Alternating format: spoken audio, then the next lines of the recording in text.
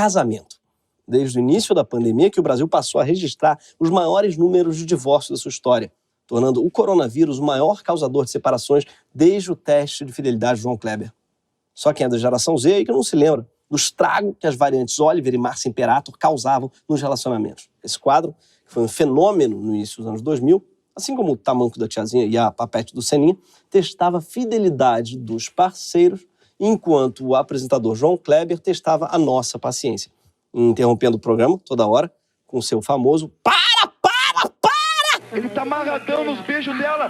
Para, pelo amor de Deus. Que eles vão pra onde? Para isso aí. Tua beleza quando... Ela falou que tu é feio, gordinho. Maravilhosa. Puta que pariu, João. Eu não acredito que ela falou uma porra dessa, não. O problema é resolvido. Puta que pariu. Desliga isso. Manda ele sair daí, João. Já tá gravado. Que porra. Foi quem que gravou isso, então? Você que mandou uma porra. Tem que ligar. Dá pra chamar esse cara de corno MBL. É aquele que pede pra parar uma merda enorme que já aconteceu depois que ele mesmo pediu muito que acontecesse. Fidelidade é o quê? É a virtude de quem cumpre um combinado, de quem faz a sua parte num contrato implícito ou explícito. Num casamento, por exemplo, se espera que o marido seja tão fiel quanto a esposa é com ele. E se tem alguém que não é conhecido pela fidelidade é quem? É o Bolsonaro. E eu não tô falando sobre os rumores dele ter sido o corno, falando de fidelidade partidária. Bolsonaro passou por 1 a cada 4 partidos brasileiros. Ele foi filiado a 9 partidos em 30 anos como parlamentar e agora já está escolhendo o 10º. Ele, inclusive, antes de ser presidente, ele chegou aí no programa João Kleber. Não para fazer o teste de fidelidade, claro, até porque é difícil acreditar que ele conseguisse passar em algum teste, seja ele psicotécnico ou do pezinho, mas ele foi lá no João Kleber para responder a perguntas como essa daqui. Qual é o projeto que o senhor tem, literalmente, para aquele que trabalha, que é honesto, que levanta cedo, a mulher faz a marmita, vai pegar trem? Qual é o projeto, não só com o senhor, mas que lá na Câmara dos Deputados tem feito para defender, literalmente, aquele que é sério, que trabalha e que precisa botar o pão de cada dia dignamente dentro da sua casa? Modéstia à parte, é o exemplo e a meritocracia. Ele é uma espécie de Maria Antonieta, né? Não tem pão? Como um exemplo. O João Kleber pede para ele nomear um projeto que ele tem para a população pobre. Ele fala qualquer projeto, qualquer coisa. Só fala um projeto para a população pobre. Ele fala que, modéstia à parte, é o exemplo. Ou seja, o único projeto que ele consegue pensar é existir. O que você faz pelos pobres? Eu existo. Aí eles veem meu exemplo e deixam de ser pobres. Será que ele quer o quê? Que as pessoas contratem funcionários fantasma e fiquem com 80% do salário deles? Ou está se referindo, talvez, à prática de pesca ilegal? Ou ao garimpo? Também gosto que outra coisa que ele faz pelo pobre é a meritocracia. Ou seja, o que ele tem para ajudar a população é, 1, dar o exemplo de ser rico, e 2, explicar para o pobre que talvez ele mereça ser pobre. Mas voltando à palavra fidelidade, tem uma outra palavra que é muito confundida com fidelidade, que é lealdade. Lealdade e fidelidade são, sim, coisas parecidas, mas tem uma diferença entre elas. Fidelidade é uma coisa horizontal, né, que a gente tem uns com os outros, e lealdade ela é mais vertical. A gente é leal, em geral, a algo superior. Pode ser nossos valores, nossos princípios, nossa nação, nossa família ou nosso líder. No dialeto napolitano, sim, porque Nápoles não faz apenas aquele sorvete de 3 cores que ninguém come a parte rosa, não. A Nápoles faz outras coisas também. Nápoles também faz pizza e faz dialeto. E no dialeto napolitano tem uma palavra muito usada para falar de um tipo específico de lealdade, que é a omertá.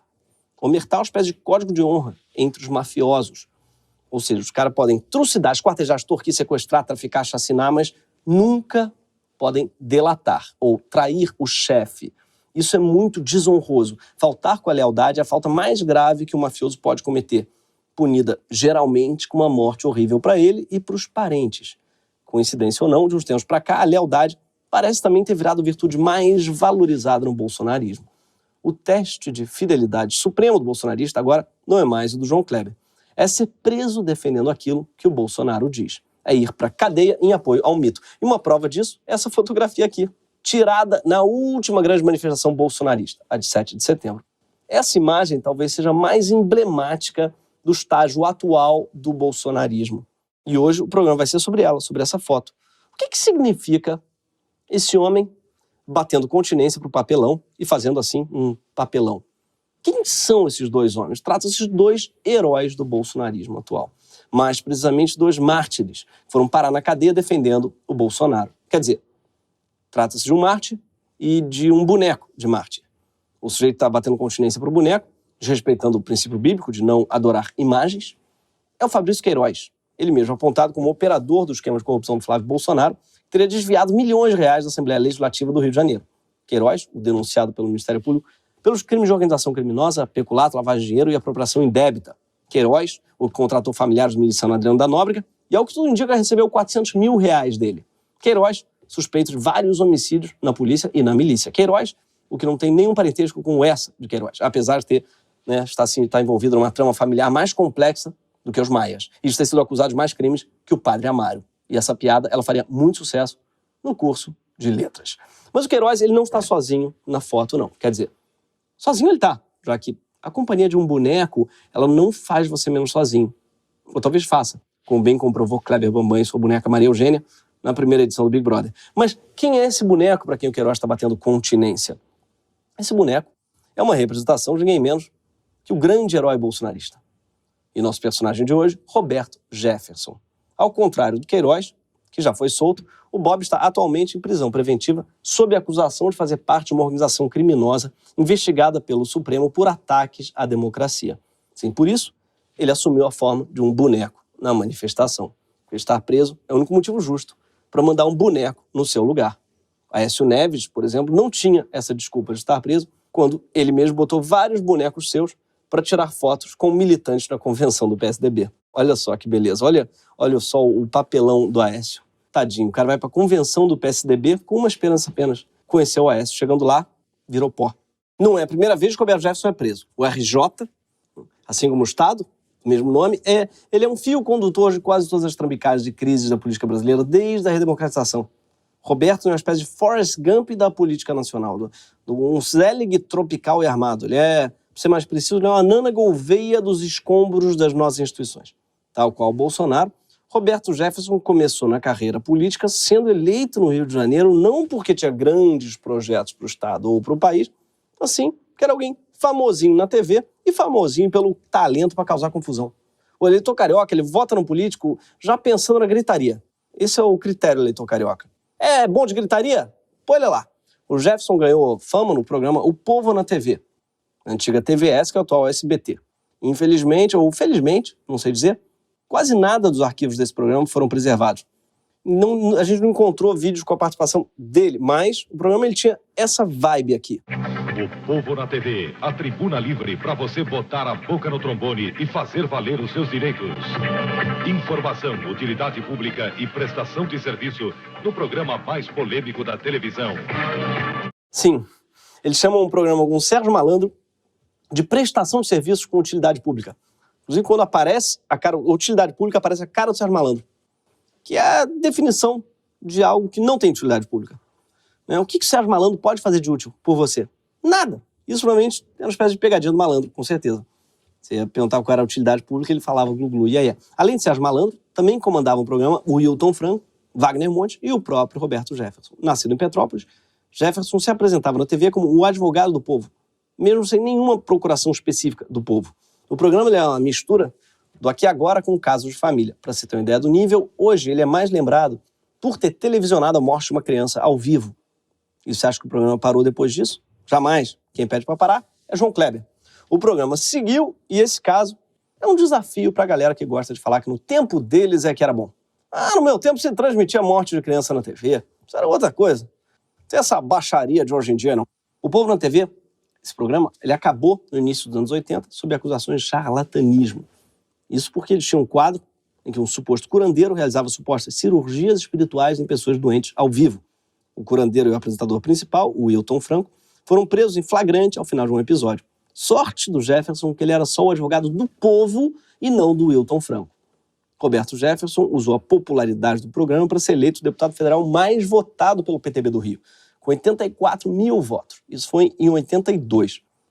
Ele ganhou destaque mesmo na política nacional no começo dos anos 90, quando ele ingressou na chamada Tropa de Choque do então presidente Fernando Collor, também conhecida como Tropa de Cheque, porque esse era o único argumento convincente para alguém defender o Collor. O trabalho da Tropa de Cheque era, então, tentar salvar o Collor de um processo de impeachment por corrupção. Olha aqui o Jefferson fazendo esse trabalho árduo de defender o Collor na TV. A secretária do presidente da República tem, de acordo com o noticiário do jornal, 3 nomes.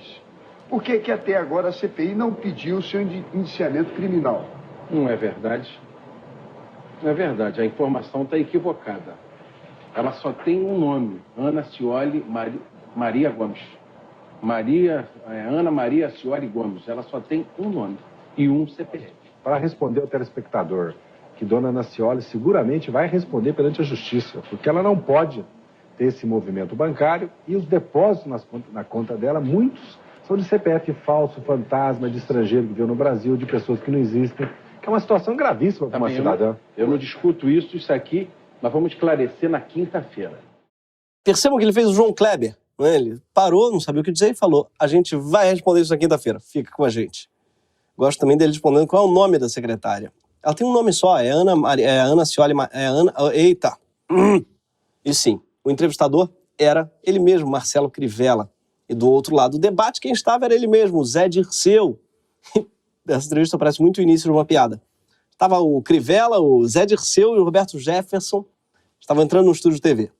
Só que não é uma piada, é uma entrevista, e apesar dela parecer muito civilizada, ela foi o início de uma briga apaixonada entre Roberto Jefferson, que então estava defendendo o governo Collor, e o Zé Dirceu, que era um dos deputados mais empenhados na CPI que investigou o Collor. O Collor caiu, como a gente sabe, mas o Roberto Jefferson continuou de pé e escolheu um outro governo para ele prometer lealdade. Ele foi apoiar o Itamar Franco na Câmara. Pouco depois ele voltou aos holofotes por causa de outro escândalo, o famoso caso dos anões do orçamento, que tinha esse nome surreal. Não porque os deputados envolvidos tivessem nanismo, mas porque eles seriam irrelevantes no Congresso. Não faz o menor sentido. Daí dá a entender que pessoas com nanismo são irrelevantes, quando o termo certo claramente seria blogueiras do orçamento, né? Para quem não lembra, o caso dos anões envolvia o desvio de 100 milhões de reais para emendas parlamentares, aquela parte do orçamento na qual os deputados e senadores indicam os projetos a serem financiados. Deputados e senadores, incluindo Roberto Jefferson, foram acusados de dar emendas para entidades sociais que não existiam para embolsar o dinheiro. E o caso também foi investigado por uma CPI. Quem estava lá como acusador? Ele mesmo, o José Dirceu. Dirceu é uma espécie de coiote desse papaléguas, que é o Jefferson. Uma espécie de Cláudia Leite dessa Ivete. Uma espécie de Adele desse Martim da Vila. Depois do Itamar, Roberto foi ser da base de apoio do Fernando Henrique Cardoso. Nessa época ele já se declarava conservador, mas mudava de opinião o tempo todo junto com as ondas da política. Ou seja, ele é conservador no sentido de querer conservar a própria pele mesmo. Bob foi reeleito deputado federal 6 vezes, ficou na Câmara até 2007. Em 2002 ele apoiou Ciro Gomes à presidência, mas com a vitória do Lula ele virou lulista de carteirinha. Numa entrevista de 2004 ele disse que estava se aliando ao PT para ganhar o ministério até o fim do ano, atrair deputados de outros partidos para tentar virar a segunda maior bancada da Câmara, duplicar a bancada do Senado e até tentar indicar o vice-presidente na eleição seguinte. E tudo isso, claro, segundo ele mesmo, abre aspas, sem tomar lá da cá. Isso é tipo o famoso vai tomar no cu com todo o respeito. Depois de dizer que queriam tomar lá da cá, sem tomar lá da cá, o Jefferson acabou virando o pivô do escândalo do Mensalão, que foi precisamente um escândalo de tomar lá da cá. Sim, quem não lembra, o Mensalão foi um esquema de mesadas de 30 mil reais, pagas pelo governo Lula a parlamentares de partidos como o PTB para garantir apoio nas votações em 2003 e 2004. Ou seja, era uma espécie de toma lá 30 mil, dá cá os votos aqui nessa pauta. Era uma espécie de aluguel do quê? Da lealdade parlamentar. Pensando hoje, fica na cara que era um tempo mais inocente. Imagina, deputados como Roberto Jefferson recebiam 30 mil reais por mês para votar junto com o governo. Hoje o governo Bolsonaro tem um orçamento secreto de 17 bilhões de reais, usado, ao que tudo indica, para garantir a mesma lealdade dos deputados. Que, apesar de ser secreto, todo mundo sabe que tem, mas finge que não tem, porque não quer perder o acesso a ele. Você vê que um deputado antigamente custava 30 mil, hoje parece estar custando aí milhões, quer dizer, o preço da lealdade aumentou mais que a gasolina. A lealdade é que é o motor da inflação. Na época do Mensalão, o Roberto Jefferson foi um dos primeiros políticos acusados de envolvimento no esquema, mas ele resolveu jogar tudo no ventilador. Ele deu uma entrevista bombástica em 2005, delatando o esquema completo e tornando-se ao mesmo tempo acusador do esquema e acusado. Basicamente, ele disse que o Lula não sabia do esquema e apontou todas as armas para o ministro da Casa Civil. Sabe quem? Seu velho conhecido, ele mesmo, José Dirceu. E esse trecho aqui, em que ele fala com o José Dirceu, ficou famoso. Meu governo, me lembro quando Vossa Excelência voltou a essa casa, o meu governo, não era do presidente Lula o governo, era seu. E muitas pessoas temem esse enfrentamento com Vossa Excelência. Eu não. Eu não. Pelo contrário, ministro, o deputado, ele gera em mim uma grande satisfação. Uma grande satisfação. Tenho medo de Vossa Excelência. Confesso aqui de público. Tenho medo de Vossa Excelência. Porque Vossa Excelência provoca em mim os instintos mais primitivos. Só eu que acho que esse vídeo tem muito tesão envolvido. Claro que tem ódio, mas também tem muito tesão. É tipo aquela música da Pablo, triste e com tesão, só que puto e com tesão. Aliás, PTB talvez seja isso, né? Puto com tesão e brasileiro. A gente não sabe que instintos primitivos que ele está se referindo. Mas o fato é que no discurso do casamento dele, ele falou a mesma coisa para a noiva. Sim, ele falou isso, não é uma piada. Ele falou isso no casamento dele para a noiva. No discurso, ele falou para a noiva. Você desperta em mim os sentimentos primitivos. Será que isso quer dizer que ele vai delatar ela para o país inteiro? Traí-la? Eu, se fosse ela, ficaria bem cabreira. Foi só em 2012 que o Roberto Jefferson foi, enfim, condenado por ter recebido 4 milhões do esquema do mensalão, através de um acordo de pagamento de 20 milhões ao partido dele, o PTB. Agora adivinha quem que ele estava apoiando nessa época? A Dilma. Sim, sobre a presidenta ele disse, inclusive, abre aspas, a Dilma é um avião. Moralizou a Casa Civil, limpou a sacristia que percava na antessala do altar. Dilma é um nomaço. O PT sem a Dilma e o Lula é um porre com ressaca de 15 dias. Fecha aspas. Sim, só faltou ele citar o El-Chan. Ela é um aereoró pleaplaneonó, um avião. Mas, mais uma vez, a lealdade do Bob Jeff durou pouco. Quando o impeachment ganhou força, quem que estava a favor de tirar Dilma? Ele mesmo. Segundo ele próprio disse na época, ele abandonou a presidenta porque agora ele amava mais outra pessoa. O Lula nunca esperou encontrar um bandido da mesma qualidade moral, intelectual que ele. Nunca esperou. É o bandido pelo qual o mais torce, seu Eduardo Cunha. Sim, ele é tipo um bandido que tem um bandido de estimação. Parece o Pateta, que é um cachorro que tem um cachorro de estimação. Você pode estar pensando, mas ele não estava preso? Como é que ele pode dar essas declarações aí? Então, ele recebeu um indulto, uma prática comum para presos não perigosos com bom comportamento que já tenham cumprido 1/3 de suas penas. E logo, assim que recebeu o indulto, voltou para Brasília correndo. Para quê? Para ajudar o Cunha e o Temer a conspirarem para o impeachment. Precisa haver uma liderança nacional que agregue os brasileiros, ajunte todos para que nós possamos passar sem derramamento de sangue, sem violência, sem desordem, para um regime estável que o Brasil possa voltar a crescer. O sujeito recebe um indulto e vai correndo para Brasília defender a estabilidade das instituições. Mas tudo indica que ele estava mais preocupado mesmo com seu próprio futuro. Porque, uma vez solto de volta à presidência do PTB, Jefferson não só voltou à política, como voltou sentando na janelinha. Isso porque presidir um partido é ter a ascendência sobre o que acontece na Câmara, no Senado, em todas as cidades onde você tem prefeitos e vereadores do seu partido, e, claro, nos estados, com deputados estaduais e governadores. É também controlar uma grana preta do fundo partidário. Só o PTB recebe R$1.600.000 por mês. E quem controla esse dinheiro pode controlar também os votos da bancada no Congresso, fundamentais para um presidente governar. Aliás, o PTB, como já diz o nome, é um partido trabalhista. Ele foi fundado em 1945 pelo Getúlio Vargas, o criador da CLT. Hoje, Bob Jeff defende a extinção da justiça do trabalho, uma boa demonstração de sua lealdade aos valores da sua legenda. Depois que a Dilma caiu, o Roberto Jefferson, como de hábito, virou fervoroso apoiador de quem estava no governo, que era o Temer. Inclusive tentou emplacar a filha, a deputada Cristiane Brasil, no Ministério do Trabalho. Mas não teve sucesso porque a própria era condenada em ações trabalhistas. É bem possível que no Brasil de hoje isso seja um pré-requisito para assumir o Ministério do Trabalho. Num episódio que ficou famoso, a Cristiane escolheu um cenário peculiar para se defender das acusações. Vai, ministro. Eu tenho para falar para vocês o seguinte: todo mundo tem direito de pedir qualquer coisa na justiça. Todo mundo pode pedir qualquer coisa abstrata. O negócio é o seguinte: correto. Quem é que tem direito? Ainda mais na justiça do trabalho. Eu juro para vocês Eu juro para vocês que eu não achava que eu tinha nada para dever para essas duas pessoas que entraram contra mim. E eu vou provar isso em breve. Sim, parece muito um vídeo tirado de um teste de fidelidade. Esse vídeo tem bem o tipo de estética que você espera de um pronunciamento de uma liderança trabalhista. Você vê que tem ali a foice, o martelo, uma lancha, claro. E uma coisa, ela aprendeu a falar com o pai, né?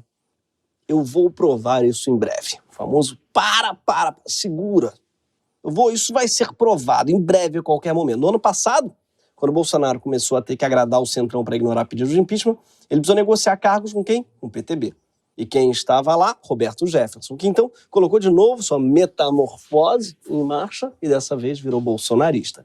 O grande momento de conversão dele foi em abril, quando ele deu uma entrevista ao blogueiro bolsonarista Oswaldo Eustáquio. Na entrevista, Bob meteu o pau em desafetos bolsonaristas, como então o presidente da Câmara, Rodrigo Maia, e no seu ex-chefe, Fernando Henrique Cardoso, e disse que havia então um complô para tirar o Bolsonaro da presidência. Oswaldo Eustáquio, aliás, é um dos investigados pelo inquérito dos atos antidemocráticos no STF. Está preso desde dezembro de 2020. O legal desses aliados do Jefferson é que eles podem trocar impressões sobre cadeia. É que nem a gente faz com o Airbnb. Você já ficou na papuda? Olha, a vizinhança até é boa, mas a comida eu não recomendo. Foi a partir dessa entrevista para Oswaldo Eustáquio que o Bolsonaro e vários apoiadores então passaram a compartilhar o conteúdo do Roberto Jefferson. Então ele entrou totalmente para a turminha. Quer dizer, depois de apoiar Collor, Itamar, Fernando Henrique, Lula, Dilma, Roberto Jefferson entrou de cabeça nesse personagem, essa nova versão de si mesmo bolsonarista. Bob tem uma trajetória ao contrário, tipo um Benjamin Button, que ele começou moderado e foi ficando cada vez mais extremista. E não dá para negar que ele está cumprindo o seu novo papel de maneira destacada. Além das declarações homofóbicas e do discurso pró-armas, ele foi até batizado numa igreja evangélica. E não só se batizou, mas também virou uma espécie de influência fundamentalista, inventando até um kit anti-satanás. Percebam que ele faz uma espécie de polishop cristão com um tutorial de como usar um kit. Quero mostrar aos cristãos o kit anti-satanás. O Satanás quer fechar a igreja para impor o comunismo no Brasil. Isso é uma balaclava. Porque a hora que chegar o Satanás para fechar a igreja, você não pode respirar o ar do Satanás para não adoecer. Tem um Satanás armado, esse imediatamente um irmão patriota bota fora de combate. Tem que ter alguém com a perna dessa de enxada ou um taco de beisebol e bater aqui, ó. Não é de frente, é de lado, assim, ó. Um chicote para botar o Satanás para correr, o chicote. A estética é do Estado Islâmico. Ou melhor, é uma paródia que o Cacete do Planeta faria de um vídeo do Estado Islâmico, com toques do Dado Dolabella no programa do João Gordo, mostrando suas ferramentas. Esse povo, acho curioso, que não acredita em máscara para proteger do vírus, mas acredita que uma balaclava vai proteger do Satanás. E claro que para compor esse novo papel bolsonarista não podia faltar o delírio do voto impresso. Como o Bob nunca foi muito de se conter, ele aproveitou para ameaçar as eleições, ou seja, o sistema democrático, e atacar pessoalmente ministros do Supremo.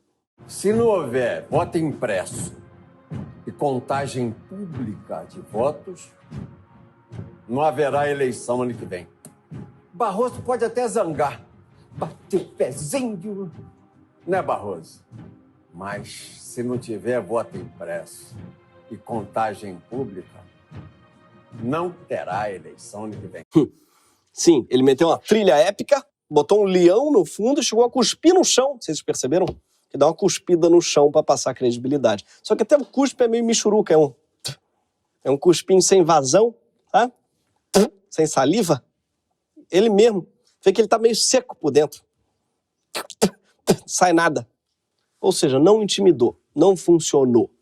Aliás, funcionou sim para ele ser preso, porque foi por causa desse vídeo que ele acabou em prisão preventiva por ordem do ministro Alexandre de Moraes, que ele chama de Xandão. Acabei de receber esse mandado do maridão de Dona Vivi, o cachorro do Supremo, o Xandão. O Xandão. Pior caráter que tem no Supremo. Nesse momento, o Xandão deve estar estourando um Xandão. Eles chamam o Alexandre de Moraes como quem lista os nomes do demônio. Maridão da Vivi, o cachorro do Supremo. O mochila de criança. E foi assim que chegamos a essa foto que citamos no começo. É porque o Roberto Jefferson está preso, que o Queiroz, que devia estar preso, está batendo continência para um boneco dele e não para o próprio. E eu contei toda a história do Roberto Jefferson porque ele é hoje talvez o maior herói do bolsonarismo, com exceção do próprio Bolsonaro. E por que aquele herói? É porque ele é leal ao que acredita, como a gente viu? Não. O Roberto Jefferson passou uma vida como uma espécie de um camaleão, disposto a mudar seu discurso, suas crenças, suas filiações, a cada vez que os ventos mudam. Na vida pública, ele nunca foi leal a nada, a ninguém. Até seu novo nome, Bob Jeff, parece ter sido criado para a gente esquecer quem ele era antes. Roberto Jefferson é como os personagens do filme do Tarantino. Ele é um cão de aluguel, um mercenário da política.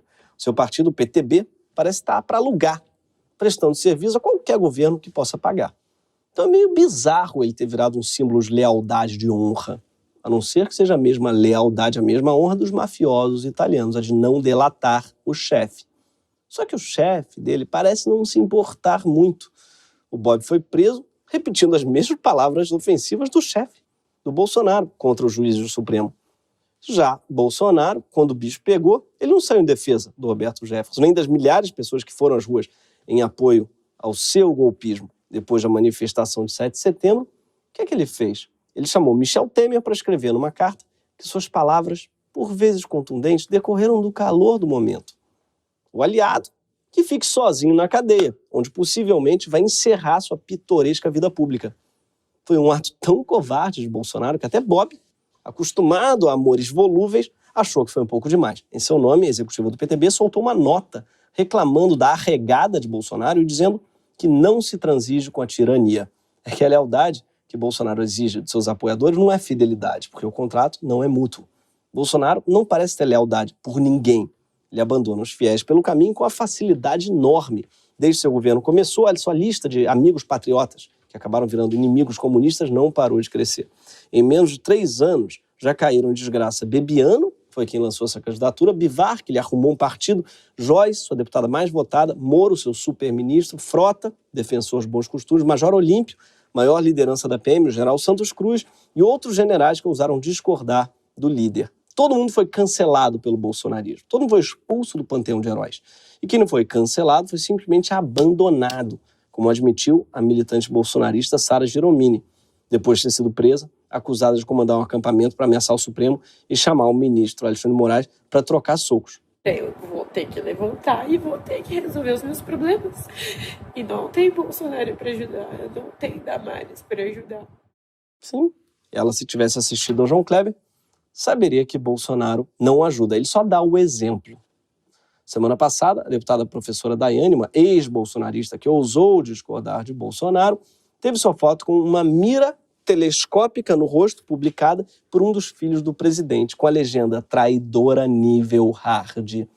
Ou seja, o aliado que não tem omertá, ele é tão terrível quanto o petista. É mais terrível, na verdade. Se for ver, hoje em dia, nas redes do Bolsonaro, tem muito mais ofensas contra ex-aliados do que contra esquerdistas. Bolsonaro foi eleito numa onda que misturava gamers com militares, Faria Lima com Barretos, pastores fundamentalistas com amantes de armas, lavajatistas com milicianos. Hoje já foi quase todo mundo embora. Sobraram quem? Os cães de aluguel. Aqueles que negociam lealdade, gente como Bob Jeff, que acabou preso. Ah, e claro, sobraram também uns 25% da população brasileira, que é bastante coisa. Esses 25% se mantêm leais a Bolsonaro, mesmo com tudo que ele fez, com todas as mentiras que ele contou, com todos os crimes qual ele é acusado. Esses sim são leais de verdade. Tipo esse cara aqui que tomou gás lacrimogênio da polícia por aderir ao golpe que Bolsonaro está incitando e depois foi contar para ele no cercadinho. E olha como é que Bolsonaro reagiu. A bordoada foi feia, na frente do Congresso, gás de pimenta, o secretário chegou com a gente lá. Vocês vão sair agora. Calma, não é assim não. E daqui a pouco uns primeiros clientes, truculência e tudo. E nós ali sentados, foi feia a coisa. Eu tô com o braço ardendo ainda, meu olho. Agora que melhorou, mas foi complicada a coisa ali. Presidente, nós estamos contigo, viu? Tá de brinco? Sim. O cara tava contando que apanhou por causa dele. Ele dá uma risadinha e fala: tá de brinco, cara? Tirou onda, porque o cara usa brinco. É isso que quem for leal ao Bolsonaro pode esperar em troca do seu apoio. E o Roberto Jefferson parece já ter entendido isso. Os outros milhões de bolsonaristas que ainda não pularam fora desse barco furado, ainda não.